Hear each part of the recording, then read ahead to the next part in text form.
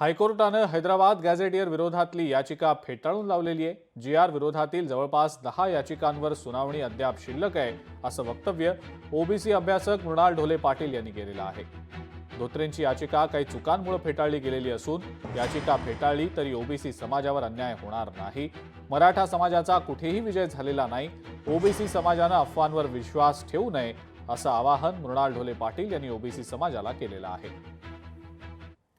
Advocate विनोद धोत्रे यांनी जी PIL दाखल केली होती मुंबई हायकोर्टमध्ये, त्याच्यामध्ये कोर्टाने फक्त एवढं विचारलेलं आहे की तुमचा त्याच्यामध्ये लोकल स्टँड आहे का।